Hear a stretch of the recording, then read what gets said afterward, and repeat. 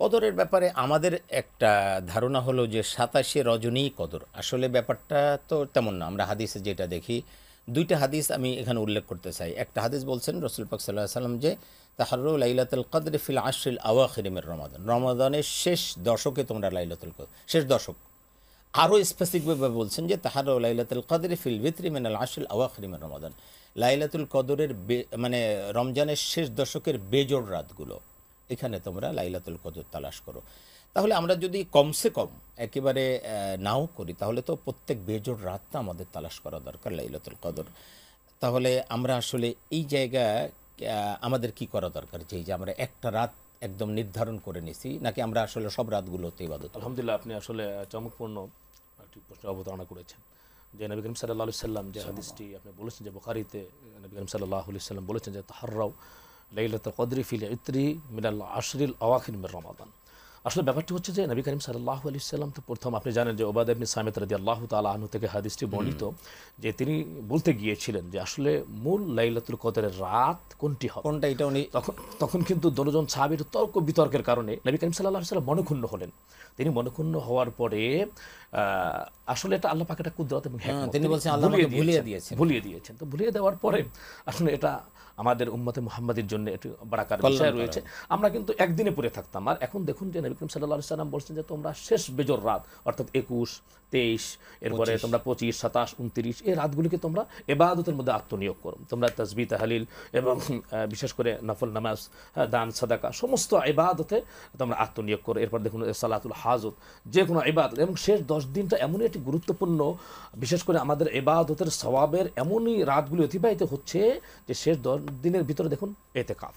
এরপরে এতেকাফ যারা করবে আল্লাহ রাব্বুল আলামিন তাদেরকে এমন বদলা দিবেন। নবী করিম সাল্লাল্লাহু আলাইহি সাল্লাম বলেছেন যে একদিন এতেকাফ করলে 3 খন্দক সমপরিমাণ আল্লাহ সুবহানাহু ওয়া তাআলা জাহান্নাম দূরে রাখবেন। সুবহানাল্লাহ বিহামদি। তো এক খন্দকের পরিমাণ হচ্ছে আসমান থেকে জমিন পর্যন্ত।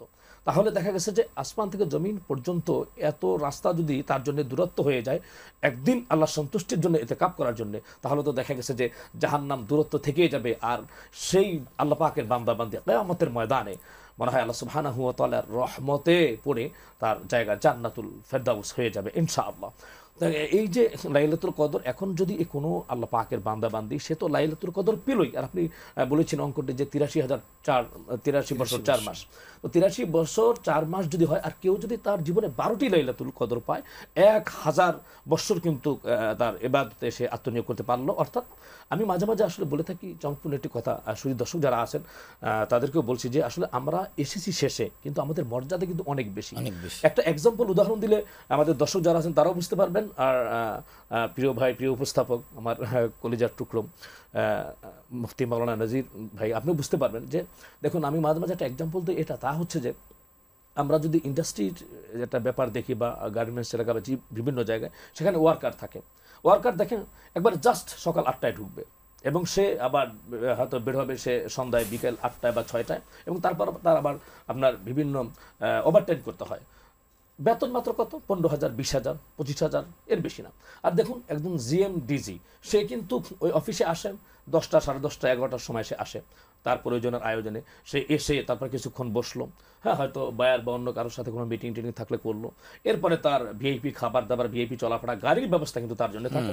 মাস গেলে কিন্তু তার দেখেন বেতন প্রায় আপনার 5 লাখ, 6 লাখ এরকম বেতন। তাহলে সে আসলো পরে তার বেনিফিট অনেক বেশি। আমার মনে হয় যে আল্লাহ সুবহানাহু ওয়া তাআলা উম্মতে মুহাম্মাদির কারণে যে জিএম ডিজির যে মর্যাদা এখানে দেখা যাচ্ছে, যে শ্রেষ্ঠ উম্মত, কুনতুম খায়রা উম্মাতিন উখরিজাত লিন-নাস তা'মুরুনা বিল মা'রুফ ওয়া তানহাউনা আনিল মুনকার। যে আমার মনে হয় আল্লাহ সুবহানাহু ওয়া তাআলা উম্মতে মুহাম্মাদিরকে এই শ্রেষ্ঠত্ব দিয়েছেন নবী করিম সাল্লাল্লাহু আলাইহি ওয়াসাল্লামের মর্যাদার কারণে এবং কোরআন নাজিলের কারণে। এর জন্য এই যে দেখুন লাইলাতুল কদরের রাত, এটি কিন্তু পূর্ববর্তী উম্মত তাদেরকে দেওয়া হয়নি।